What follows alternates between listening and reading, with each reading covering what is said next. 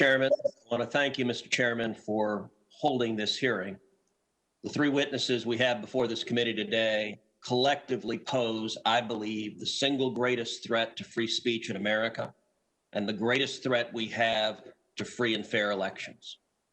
Yesterday, I spent a considerable amount of time speaking with both Mr. Zuckerberg and Mr. Pichai. I have concerns about the behavior of both of their companies. I would note that Facebook is at the minimum at least trying to make some efforts in the direction of defending free speech. I appreciate their doing so. Google, I agree with the concerns that Senator Klobuchar raised. I think Google has more power than any company on the face of the planet. And the antitrust concerns are real. The impact of Google is profound. And I expect we will have continued and ongoing discussions about Google's abuse of that power and its willingness to manipulate search outcomes to influence and change election results. But today, I want to focus my questioning on Mr. Dorsey and on Twitter. Because of the three players before us, I think Twitter's conduct has by far been the most egregious. Mr. Dorsey, does Twitter have the ability to influence elections? No. You don't believe Twitter has any ability to influence elections? No, we are one part of a broad spectrum of communication channels that people have. So you're testifying to this committee right now that Twitter, when it silences people, when it censors people, when it blocks political speech, that has no impact on elections? People have choice of other communication channels with which... Not if they don't hear information. If you don't think you have the power to influence elections, why do you block anything? Well, we have policies that are focused on making sure that more voices on the platform are possible. We see a lot of abuse and harassment, which ends up silencing people and having them leave from the platform. All right, Mr. Dorsey, I find your opening questions, your opening answers absurd on their face. But let's talk about the last 2 weeks in particular. As you know, I have long been concerned about Twitter's pattern of censoring and silencing individual Americans with whom Twitter disagrees. But 2 weeks ago, Twitter, and to a lesser extent Facebook, crossed a threshold that is fundamental in our country. 2 weeks ago, Twitter made the unilateral decision to censor the New York Post in a series of 2 blockbuster articles, both alleging evidence of corruption against Joe Biden, the first concerning Ukraine, the second concerning communist China. And Twitter made the decision, number one, to prevent users, any user, from sharing those stories. And number two, you went even further and blocked the New York Post from sharing on Twitter its own reporting. Why did Twitter make the decision to censor the New York Post? We had a hack materials policy that we... When was that policy adopted? In 2018, I believe. In 2018, go ahead. What was the policy?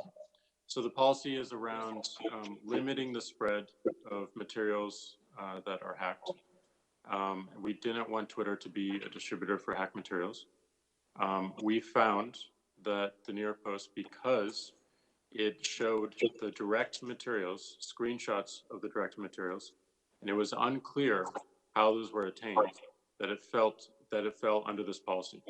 Now, so in your view, if it's unclear the source of a document, and in this instance, the New York Post documented what it said the source was, which it said it was a laptop owned by Hunter Biden that had been turned into a repair store. So they weren't hiding what they claimed to be the source. Is it your position that Twitter, when you can't tell the source, blocks press stories? No, not at all. Our team made a fast decision. The enforcement action, however, of blocking URLs, both in tweets and in DM, in direct messages, we believe was incorrect. And we changed it. Today, right now, the New York Post is still blocked from tweeting 2 weeks later. Yes, they have to log into their account, which they can do at this minute, delete the original tweet, which fell under our original enforcement actions, and they can tweet the exact same material in the exact same article, and it would go through. So, Mr. Dorsey, your ability is you have the power to force a media outlet. Let's be clear. The New York Post isn't just some random guy tweeting. The New York Post has the fourth highest circulation of any newspaper in America. The New York Post is over 200 years old. The New York Post was founded by Alexander Hamilton. And your position is that you can sit in Silicon Valley and demand of the media that you can tell them what stories they can publish, and you can tell the American people what reporting they can hear. Is that right?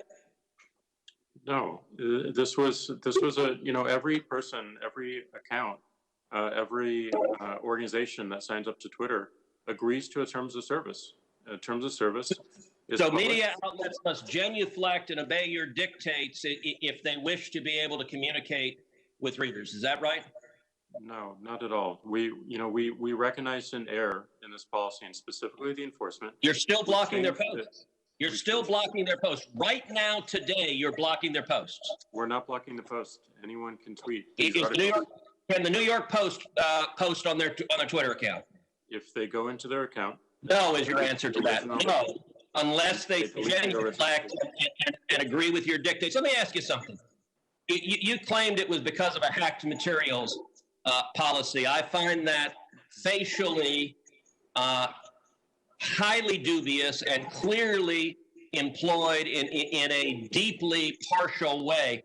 Did Twitter block the distribution of the New York Times' story a few weeks ago that purported to be based on copies of President Trump's tax returns?